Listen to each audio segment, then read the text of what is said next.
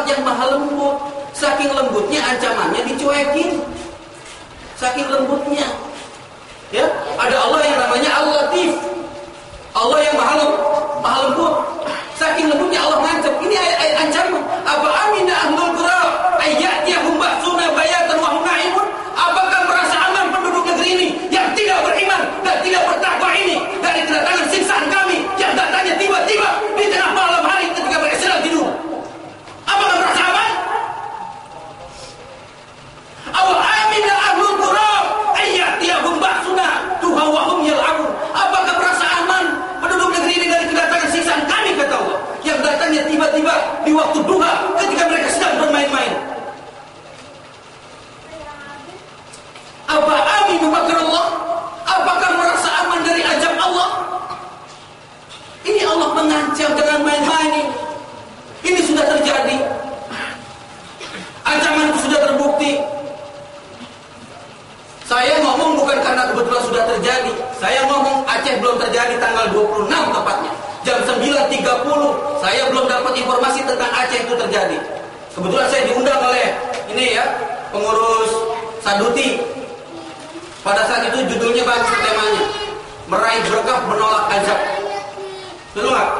Tanggal 26 pas peristiwa terjadinya tsunami. Itu belum terjadi tsunami. Saya baru bilang, kalau memang di penduduk ini nggak beriman, nggak bertakwa, bukan nggak mungkin Ancol ini akan terjadi seperti di Flores dulu, saya bilang begitu. Gempa kemudian tsunami di Kruk begitu, seperti itu. Kejadian hari itu juga ya. Ini sudah terbukti. Apa nunggu bukti lagi? Allah sudah berpesan 1425 tahun yang lalu di dalam kitab sucinya. Di dalam ketetapan-ketetapannya yang pasti terjadi. Jadi kalau seandainya penduduk negeri ini tidak beriman, tidak bertakwa, maka yang ada azab. Tahun 2001 ketika saya ceramah di Al-Husna, saya nyatakan Indonesia itu rawan azab. Ketika kemarin berceramah saya di sana, saya akan katakan senantiasa diazab. 2 minggu setelah kejadian itu saya juga menyatakan Indonesia akan senantiasa diazab. Dan pasti, bukan mungkin.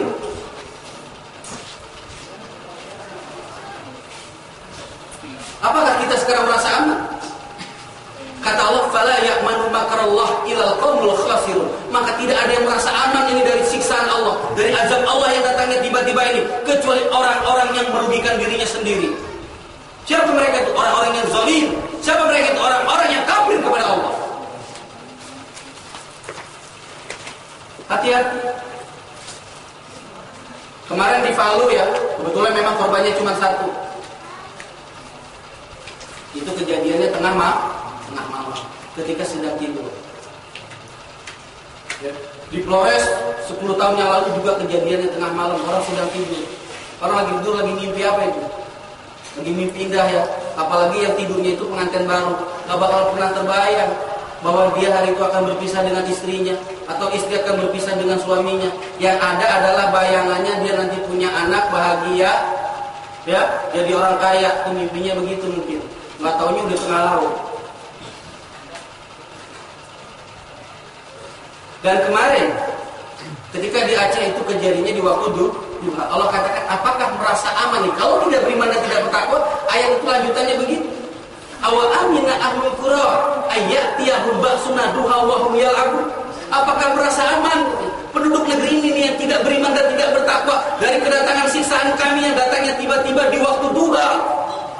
Apa waktu duha itu? Ya, dari mulai jam 7 itu waktu duha.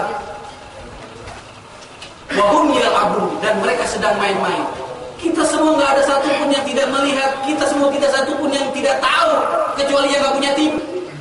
Tapi hampir rata orang lewat 13 punya TV semua, ya.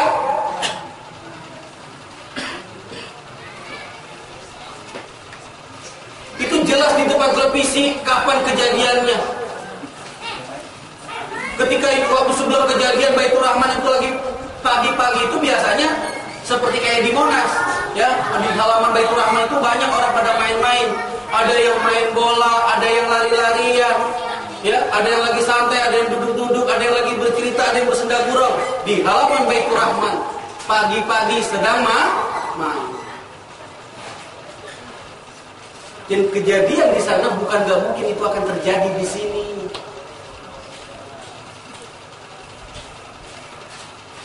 Setelah kejadian baru ramai kan? Nah, ini kita perlu mengantisipasi sedini mungkin. Kita harus mempunyai alat yang dapat mendeteksi kapan terjadinya. Itu udah dari dulu ngomongnya begitu.